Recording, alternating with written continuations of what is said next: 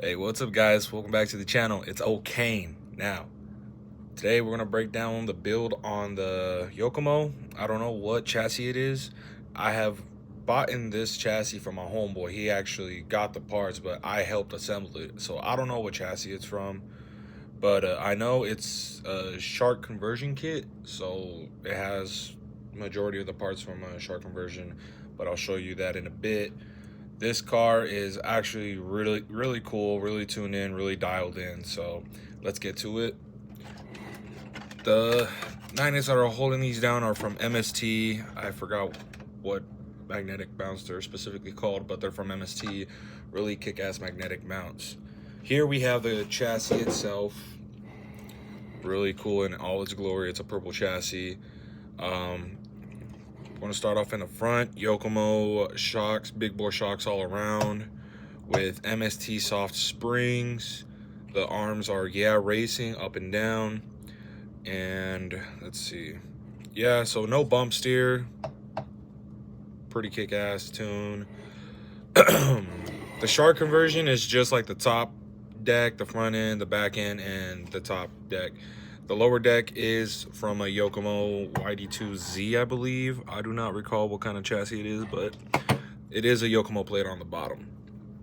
And the front is just basic. It does have MST toe blocks. So I couldn't find Yokomo's. The shop that I usually go to, they didn't have any in stock. So I had to improvise an MST. So it does have MST parts here, front and back. It's all over the place. It's a Frankenstein. But yeah, running Yokomo drift electronics all around, the gyro, the servo, and motor ESC. The motor is the DX1 Type R. I wanted to get the Type T, but they didn't have some in stock, so hopefully the next time I go, they have it in stock. And the BL Pro 4. I originally wanted to get the Yokomo ESC, but my homeboy bought it first, and this was actually the ESC that he bought first. So fortunately enough, I got it myself now. I personally run Hobbywing. I like the way that it's tuned, you know, through the phone and whatnot, but we're not going to talk about that today. We do have these awesome keychain nitrous bottles that are just double-sided sticky tape, like aside from the ESC. This is running a Futaba transmitter and receiver. Just give me 1 second. Here's the transmitter. That's one problem that I have with this transmitter. It's not too heavy. I like the transmitter. I like the electronics in it. I like everything about it, but the weight. It feels too light, too plasticky, too cheap. I want a little bit of like metal with the fly sky, to be honest. It's heavy, it has some weight to it, and like it feels like something that should be $500. Like this kind of. This controller was about like 300. I don't know. I'm not the one that bought it, but as far as I know, Futaba is an expensive radio system. And let's get to the back. The back is a custom suspension. I promise you probably never seen this anywhere before. I call it the tri-link suspension. So it has 1, 2, 3 links, and the little spindles are actually from a Eagle Racing TT02. Those are classic chassis. You can't find those chassis anywhere. I've been trying to find a GR3, I think that's what it's called. It's a red chassis from Eagle Racing, and it's literally like a MST MRX chassis where the motor's parallel to the chassis. Kick ass. I want to buy that chassis back. I regret selling it. But yeah, so these are actually for the spindles off of a sprint car. These little L-shaped carbon fiber pieces right here. That's actually off of a sprint car, 1/10 scale for dirt oval racing. I took those off and I made it functional for where it mounts right here. And looking at it, it gives me anxiety because I did have to tune this really precise. And really it doesn't do much. I mean, it kind of like squats and it pushes the wheel that way. If I wanted to, I could do it more aggressive, but right now it's good where it's at. It does add just like a little bit of camber, just a little bit. Before it was reversed, so instead of towing in, it would tow out. And yeah, so not really much of a big difference. Treating it like if it's a solid rear end, but yeah. So Yokomo motor, it is running a not a ball diff, not a spool diff either. Gear diff, there we go, gear diff. And it's kind of locked because, I mean, it does have like the thickest fluid in there, which I kind of like, you know, having thick fluid in there, but just, I might go back to like 100,000, probably 200,000, whatever's lighter, whatever functions better with this car, but we'll see that. I do not know what the gearing is. I've been trying to find the number on a pinion gear, but unfortunately it's not there, or the spur gear. Suspension for the fronts, we have 5-hole pistons on the front, and then in the rear we have 3 holes, and that's the thing with these shocks, they actually are running the MST TDA pistons in there, so it's really good. And I do a thing where for the pistons, instead of like leaving it flat, I take an X-Acto knife in the holes and I just barely drill it out, just barely get enough to make it like a funnel shape. And I do that for the underside, so when it squats it's more fluid, and when it rises up it has more resistance.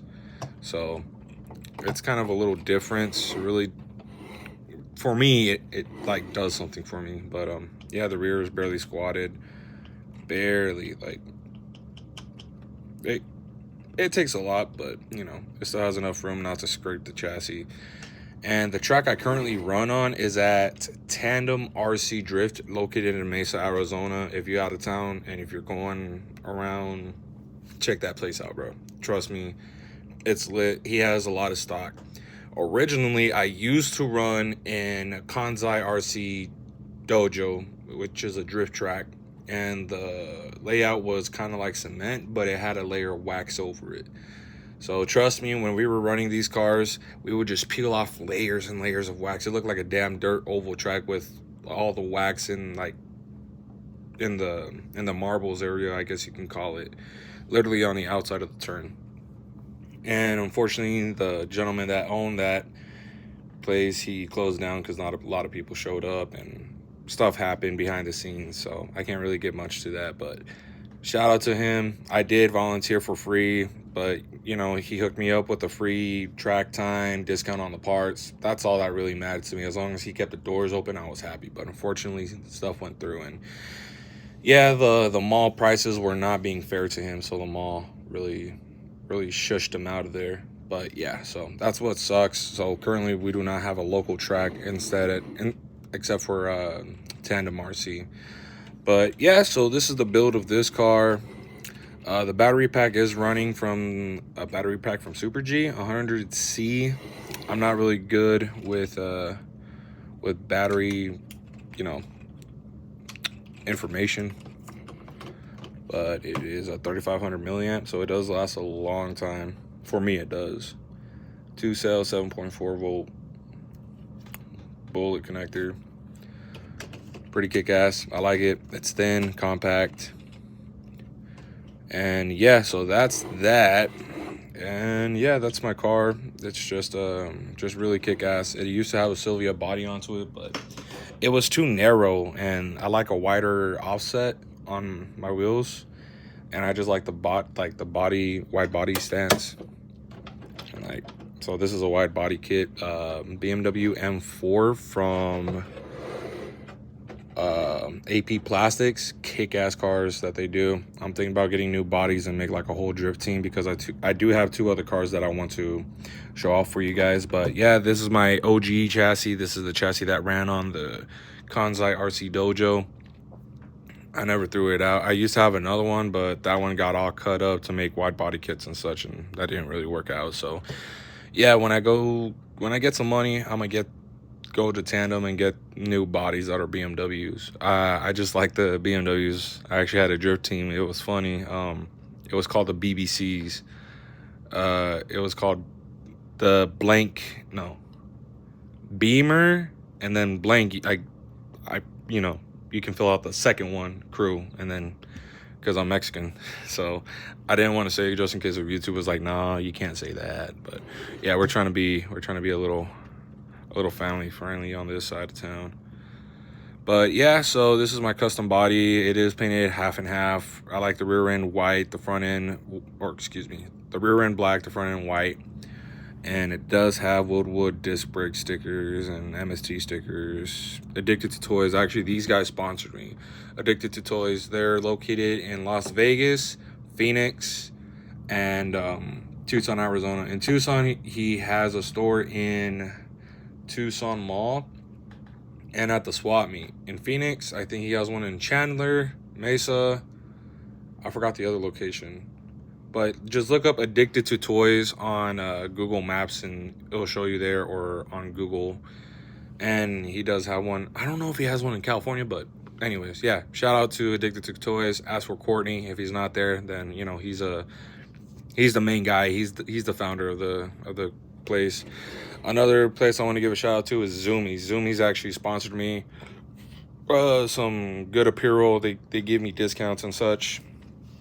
But yeah, so shout out to Zoomies for hooking me up and, you know, really just helping a brother out with some free shirts sometimes. And let's see, Kanzai RC Dojo. These guys are actually the guys that own that's the track. I mean, there's really nothing much to say. I wish I can shout them out. I still can, but they're just not active, man. I haven't heard from the owner for a long time. So there was rumors that there was going to be another track in Tucson, but there hasn't been anyone that's stepped foot on doing it. So got my little Decepticon logo right there.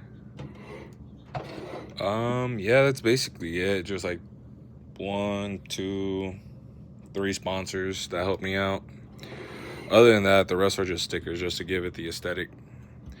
And yeah, so let's see this. Yeah, this is the Futaba radio system that it's using, the T4PM. I've been wanting to get another Futaba radio, but the one that I want is like almost $2,000, dude. It was like a limited edition, US limited, something like that. I don't know what it is. I have to look it up. But yeah, so it's wrapped around with some wannabe leather. Feels good in the hands. I like a thick grip. Pause. But yeah, so got a bandana on it so I can see which controller I'm grabbing, because sometimes I'll get the wrong controller for the wrong car. So yeah, that's it for this car. On the other episode, I'm going to be showing off a beast mode chassis MST FXX with the RMX conversion front end. So stay tuned.